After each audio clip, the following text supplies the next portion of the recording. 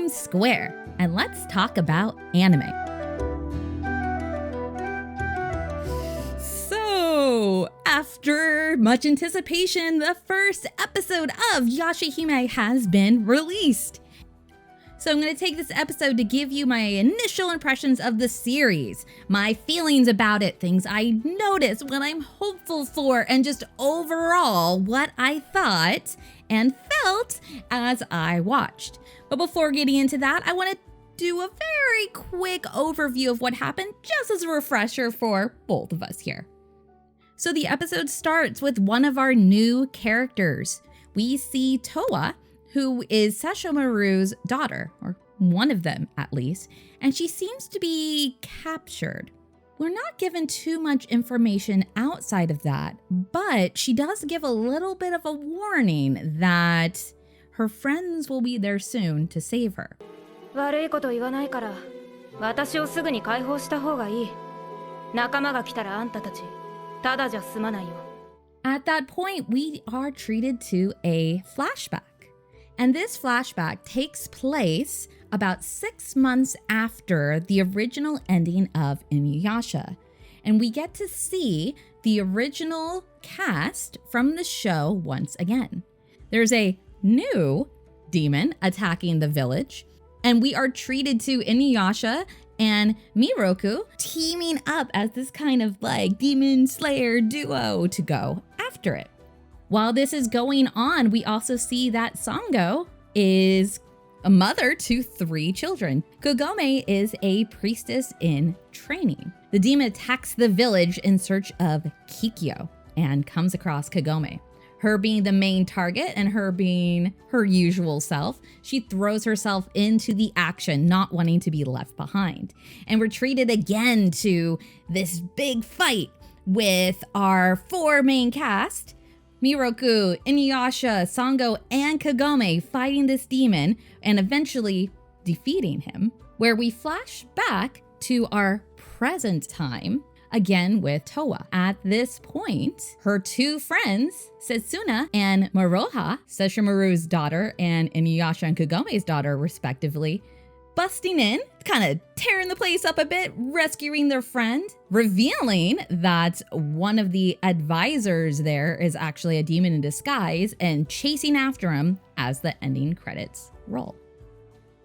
So I just want to start off with saying that I loved this episode. I thought it was a great way to start off this series, giving us a bit of mystery with these new characters, revealing just enough of them that we're intrigued, but hiding enough that we want to come back for more. And the choice to have the majority of the episode to be showing off our original cast, revisiting them again, seeing how they are 6 months after the original series ended. Oh my gosh, it brought so many feelings back in me. Can I squee? Is that a little like 2004? I really want to squee right now. It just, it made me so happy to revisit these characters. That choice to go with the in-between story for like 80% of the episode, I thought was such a great way to really familiarize us with the series, the characters, the setting again. So I looked into it a little bit, and apparently the story that they decided to tell was originally a singular chapter done by Rumiko Takahashi for a charity manga that was published as a part of a charity for the reconstruction efforts after the 2011 Great Tohoku earthquake and tsunami. I had no idea this was a thing. It was an incredible thing to learn, and I thought just such an inspired choice for episode 1. And I hope this isn't just a one-off. I would love if this series, this sequential series, is shared with flashbacks of how our original cast got to this point. I don't know if this is the choice they're going to make, but I would love to see Inuyasha and Kagome way in the past along with the new characters alongside them. I think it would really blend the characters together and get those of us who are so invested in the original cast reinvested in this new cast. But with that choice to start with a flashback and kind of throw you right in the middle of the story, this is not a series that's terribly welcoming to newcomers. I don't know if I could recommend this to anyone who hasn't seen the original Inuyasha series. You'd think with a flashback, like a lot of what other anime would do, is they give you like a brief summary of like the story to this point. This is what happened and these are important things. And now we're all happy, but are we really happy? You know, that kind of a thing. They didn't do that. They threw around terms and events and items and characters just like, yeah, you know the stuff, right? You're a fan, right? And while as a fan, I felt fine. I was right at home. I was happy. I was following along like, yes, this is made for me. As a newbie, that would be rough. It would be rough jumping in. I don't know how they could correct this at this point. I don't know if they could have like a supplemental like catch up to us now episode, but as it stands right now, it's gonna be rough for newbies, not gonna lie. But I did think they did a great introduction of this new cast. We didn't see much of these characters. Honestly, we spent maybe 3-4 minutes with Towa.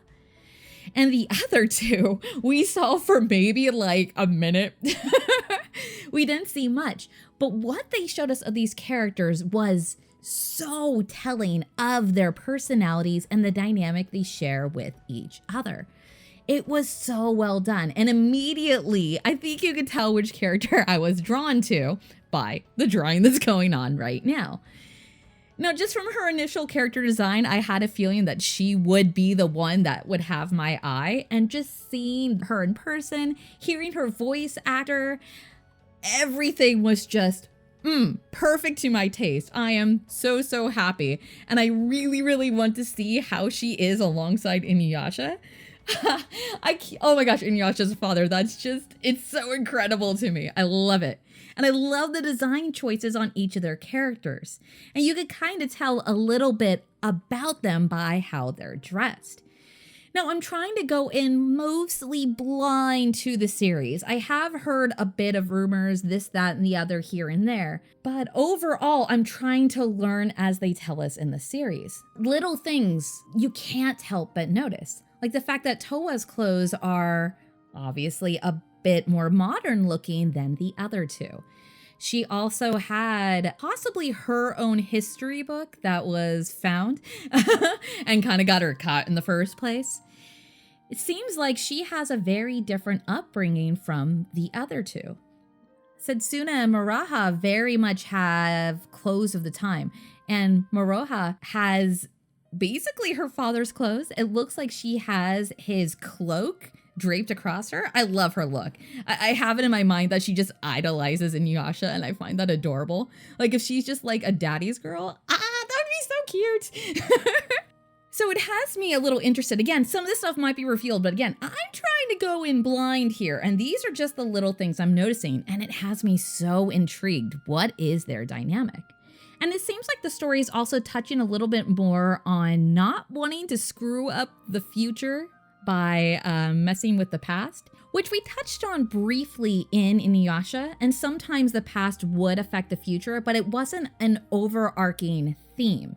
But since they touched on it and it was such a prominent thing in episode 1, it has me thinking that might be a theme of the entire series, which would be a really interesting direction to take.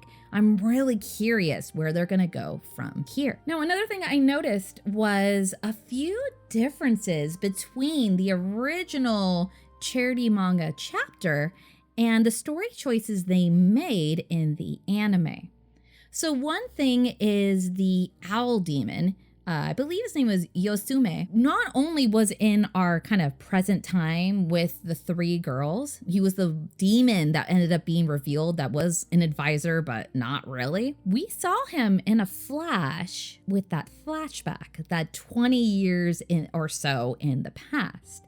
So it makes me think that he's going to be a pretty prominent character. Now, the other thing that was different was the fact that the root head demon seemed to survive at the end. In the original chapter, it was supposed to be a one-shot. This was a demon that popped up looking for the Shikon jewel. He was sealed away a long time ago by Kikyo and had no idea of the fact that the Shikon jewel no longer exists. And now he's not completely gone. And this seems to be hinting at bigger things to come. So there's a lot that is hinted at but not given away, which again, I think is such a great choice for episode 1.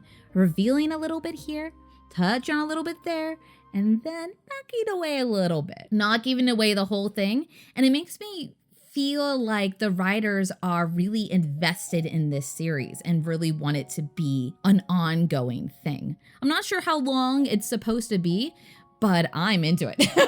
I'm looking forward to more, and I really, really want to see where this goes. So I don't really have any complaints for the anime. I thought the OP was awesome. The way that it just hyped up everything, the amount of just energy in that song, beautiful, loved it. The ending was just classic.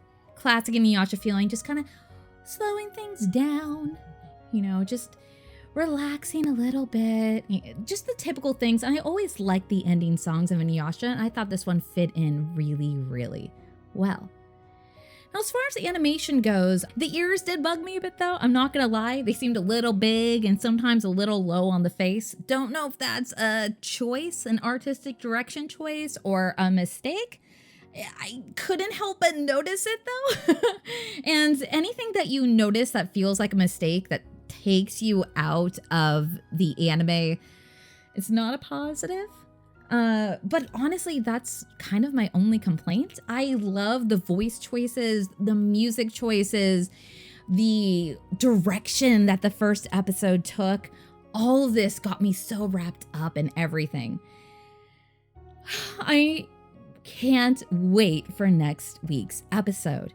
And honestly, I think I'm going to do another initial impressions after this. I loved how this one went, and let's draw more characters. So I would love if you would join me once again. As my voice changes, you can tell that I'm going to ask you to like and subscribe and hit the bell and all those other YouTube things, and join me again next time. I post episodes every week along with a speed paint. I do consider myself more of an artist than anything else, so I want to include art in almost everything I do. So if you would like to join me, I would love to have you with me again. So thanks once again, and have an artsy day.